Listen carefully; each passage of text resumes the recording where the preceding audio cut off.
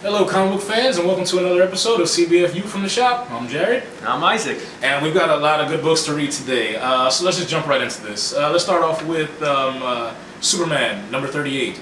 Jeff Johns and JR have been basically building up this story. Is it purposely to give Superman this new power? Or I don't know. I don't know if it was purposely that was the only thing. I think a lot of it was like putting certain things that they did with the New 52, like course correcting. Yeah, exactly. Like Jeff Johns saying, "I don't really like this stuff, so I'm going to do it back to the way I want it." Exactly. We got Clarky's back at the Daily Planet, and Jimmy Olsen. His role is more familiar after the events of this book to the old 52 than it originally was. But I actually enjoyed this book a lot. I've been behind on Superman, so catching up to basically the falling out between him and Ulysses has been kind of cool, and this issue kind of catches you up quick. I was actually surprised with just that quick synopsis, and I could just jump right into it and understand everything. But yeah, the new power that's supposedly to debut in this issue, it's one that you can kind of understand. I think it's one that they've hinted at in the old 52 that Superman had as well, right? Yeah, I don't remember. Oh, yeah, I don't. There's been a lot of powers, but at least it's not telekinesis. Yeah, it's not electric. It's not electric through Superman anymore.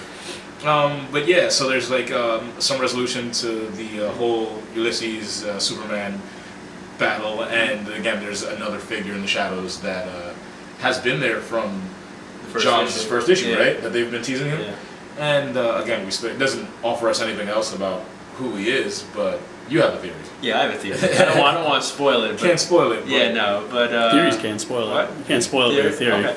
I think the guy who's cloaked, I think it looks like a mixture of like Pa Kent and Cable from the X-Men, so I call him Pa Cable. And I think it's basically like either an alternate version of Pa Kent, or maybe Pa Kent didn't die, or he's in the future or something. But I think it's some kind of version of Pa Kent. If that is the case, it could also be some future version or an alternate version of Jarryd. That's true. It could be that too. Could be. Some kind of father figure from Superman's past. But yeah, I would give this 7 out of 10 Lugos. Yeah, no, it was pretty good. I enjoyed it. There's a nice little twist at the end. That Jeff Johns is a cool little nod to like the old school Superman lore, and it made me smile. And I'm not a Superman fan. Yeah, no, it was good. It was good. John Romita Jr. This isn't his best work by far. It's not his worst. No, it's not AVX. It's not AVX, and it's much better than AVX. So yeah, 7 out of 10. Cool. Our next book is this is start of the Cosmic X-Men crossover. This is Black Vortex #1. This is by Sam Humphries on writing, and Ed McGuinness. Ed McGuinness does most of the art with some help out by like Chris Chris Anka of Uncanny X-Men.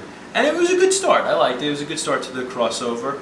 I haven't been a big fan of Sam Humphries' work on pretty much anything. I haven't liked him on when he took over for Hickman from Ultimates. I didn't care for that. That was an immediate drop in quality. His Star-Lord's only been okay. But this is a good start. He has a good take on all the characters, and it's an interesting idea. I was going to say one of the things that bothered me about the book, like I like where the story was going and the whole setup for like the battle for the Black Vortex and introducing us to the different factions. But really, what bothered me about the book was his voice for certain characters, like his Beast, his Storm came off good, but just like his Hank McCoy, there were certain things in there, certain ways that he talked to other characters I didn't like. Storm has been coming across very bitchy in the comics. Yeah, I don't know. And I don't know why. I this one and Amazing X-Men, it's like really just like why is she so angry? Dealing with the death of Wolverine. I guess.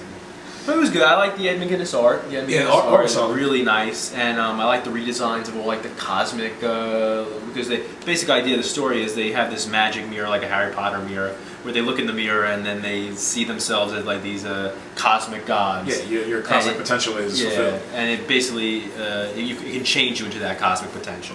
So that's an interesting premise. Yeah. I mean, so far, like they show a couple of characters look in the mirror. Not any big name characters yet, but that's where the story's supposed to be going. There's a cliffhanger ending, of course, because it leads into the actual greater event of the Black Vortex, and that's like the first big character we see undergo a change. So I'm interested to see where it's going to take us and to see what other characters are going to look in the mirror. Yeah. So yeah, I mean, for a debut, what would you give that? I give it a 6 out of 10 Lugos. I thought it was good. See where it goes from here. Yeah, I'm interested. Okay, I'm going to do this book first because then we're going to talk about the last book in detail. This is Nameless #1. This is a new Image book from Grant Morrison and Chris Burnham on art. I think Chris Burnham did some Batman with Grant Morrison. And this is a very incorporated. This is a very Grant Morrison book. Grant Morrison-y book. Basically, if you like Grant Morrison, and you know if you like him or not, you're gonna that will flare how you like this. I was gonna say, coming into the book, you have to be a Grant Morrison fan because there's no draw. It's not like Grant Morrison on Batman or Grant Morrison on the X-Men. It's just that man's mind and whatever he decides to give you. Whatever acid trip he's been on lately, and it's. I mean, some of the ideas are really good. And it's an interesting story, but just some of it, especially the first half of the book, is very strange. I was following it up until they introduce you to the nameless character, and you see him just kind of being chased after or chasing. See, that's just so opaque. You kind of can't tell where everything's going. And they had me there. I was like, all right, I just guess they're gonna tell me again what the hell's going on. And then I'm just left with more questions than I began with. This really wasn't a strong debut issue for me, just because I'm not interested in seeing where this goes. Yeah, no, I think I liked it a little more than you did. I think I like Grant Morrison's some of his stuff, and some of his stuff is too weird. This one I didn't think was as weird as he can get. It was out there. Yeah, no. But especially like the second half was much more grounded, I think, because they start dealing with this asteroid headed to Earth, and it's got this symbol on it, and all this stuff. So it's not bad, and I thought the art was good, but I mean, it's definitely for Grant Morrison fans, I think. And honestly, that's what originally threw me off, because there's a symbol on the first page, and it's the exact same curse symbol from if you ever seen the Berserk anime or read the manga, the possessed untouchable mark that Guts has on his neck. It's that mark, and that's a demon mark, And then the book kind of goes in a completely different route from demonology and everything, and it was just. It wasn't what I was expecting it to be, just from that initial page. Yeah, I would give it, I think, 5 out of 10 windows. That's more than I get. Yeah. All right, what's our last book? It's here. Time has run out. And now we've known for some time now that the incursions taking place in the pages of the New Avengers and Avengers, both written by Jonathan Hickman, have been leading up to an incursion between the greater 616 Marvel Universe and the Ultimate Universe. We've been watching what's happening in the 616 and their battle. We've actually seen a couple from other doomed universes. This is the first time we got a chance to look at what's been going on in the Ultimate Universe and how they've been dealing with the incursions. And oh my God. This whole book takes place in the Ultimate Universe. I don't think that's a spoiler. No, not at all. I mean, the cover is the Ultimates #1 from Hitch. Yeah. Brian Hitch, right? Yeah. So it's so hard to talk about without spoiling. But if you've been reading the New Avengers books or Hickman's Avengers, you can kind of tell who would in the Ultimate Universe would be dealing with incursions. But oh man, just seeing it. If you're fans of Hickman's very short abbreviated run on Ultimates, this book, especially this chapter in particular, is written for you. Oh my God, I don't even. Oh my God, there's so much. It's a short book. Yeah, no. But it's so dense with information and for where everything is leading, and not only that, but we get to touch in with a part of the 616 universe. There's also, they touch in with the Cabal, which is Thanos and his what were they called? The Black his Black Knights, his Black Order. There you go. And it's them dealing with the incursions. It's just Hickman is such a genius because he's been laying this out for us for so long, and he's been slowly putting pieces here and there, and there's always been that puzzle, that one piece missing from certain information, because we learned that there's not as many dimensions left as there's supposed to be. So it's what's been happening, and why is this happening? And we finally get answers, and this was such a answer-filled book. Since Time Runs Out has started with the Hickman books, it's just been I think it's epic. This is epic in scale. There's never been anything leading up to an event like Secret Wars in the history of the Marvel Universe, because Bendis has been saying that he's been planting seeds since his Avengers run, and he's been nodding at it. I think in Miles Morales' Ultimate Spider-Man, he had the cross-dresser dressed as Carol Danvers in the police precinct saying that time is running out, the Earths are going to smash into each other.